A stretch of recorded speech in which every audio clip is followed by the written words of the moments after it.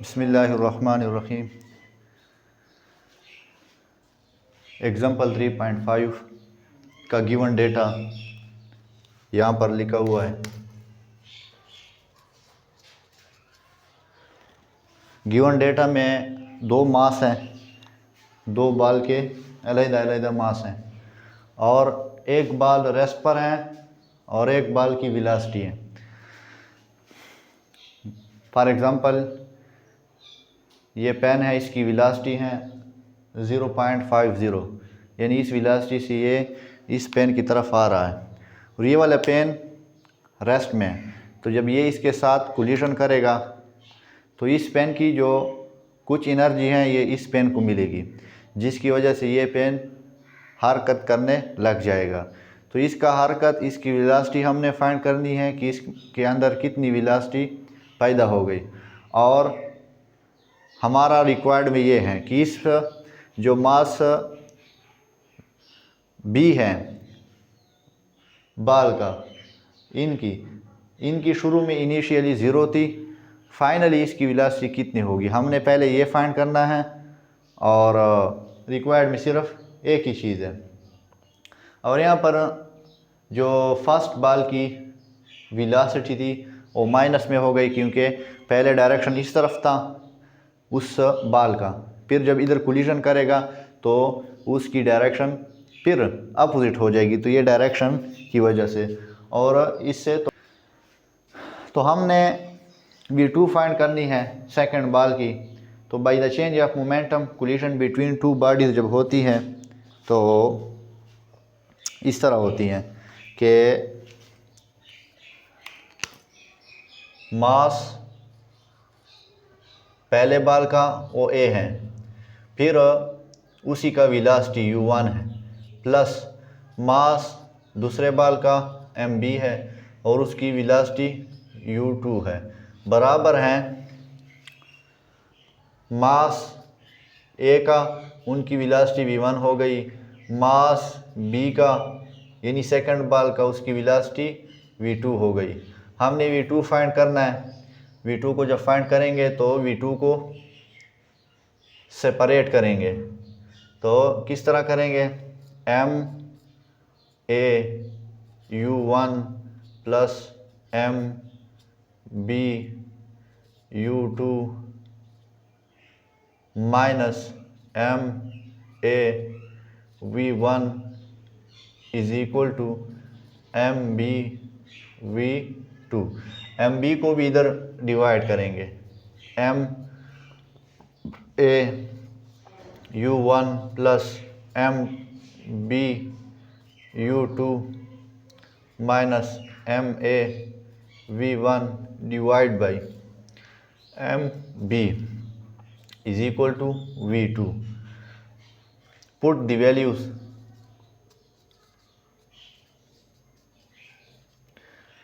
Value put करते हैं 0.05 kg multiplied u1 0.50 metre पर सेकेंड प्लस सेकेंड बाल की 0.20 kg और उसकी वेलोसिटी 0 है, इनिशियली 0 वेलोसिटी है। फिर उसके बाद माइनस एम ए 0.05 kg और इनकी जो वेलोसिटी हो गई माइनस 0.30 मीटर पर सेकेंड डिवाइड बाई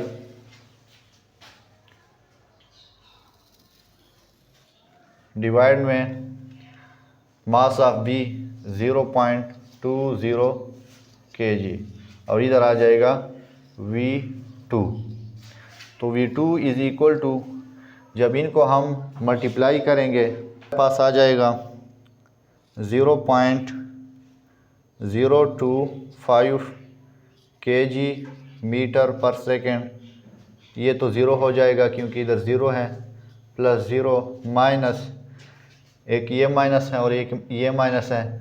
तो जब माइनस मल्टीप्लाई होते हैं तो ये प्लस हो जाते हैं, तो माइनस माइनस ये प्लस हो जाएंगे, प्लस जब इनको मल्टीप्लाई करेंगे तो इससे वैल्यू आ जाएगी 0.015 kg मीटर पर सेकेंड।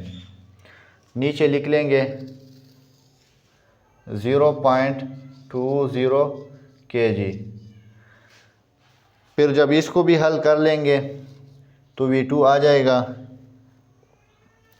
0.04 kg मीटर पर सेकेंड, और नीचे 0.20 kg। kg के साथ कैंसिल हो जाएगा, और जब इनको और इनको डिवाइड करेंगे तो V2 आ जाएगा 0.02 मीटर पर सेकेंड। तो ये वेलोसिटी हैं सेकंड बॉल की आफ्टर कोलिजन। जब कोलिजन हो जाएगा, मैंने पहले भी बताया कि इस बॉल की जो वेलोसिटी है वो u1 है, मास ये है।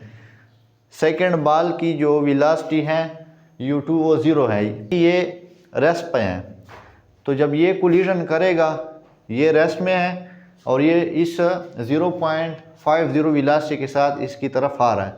तो इसके साथ जब कोलिजन करेगा तो कोलिजन के बाद इस बॉल की जो वेलोसिटी है वो इसको कुछ ना कुछ एनर्जी दे देगा। एनर्जी के बाद ये हरकत करने लग जाएगा और इसकी कुछ ना कुछ वेलोसिटी पैदा हो जाएगी, और इस बॉल जो इसके साथ कोलिजन किया था ये पीछे आ जाएगा। तो इधर हमने V1 से डिनोट किया था और साथ में नेगेटिव का साइन लगाया था कि ये पीछे आ जाएगा, और इसमें कुछ ना कुछ वेलोसिटी पैदा हो जाएगी। तो इसको हमने फाइंड करना है कि कितनी वेलोसिटी इसमें पैदा होगी। तो ये वही वेलोसिटी है जो आफ्टर कोलिजन सेकंड बॉल में पैदा हो गई।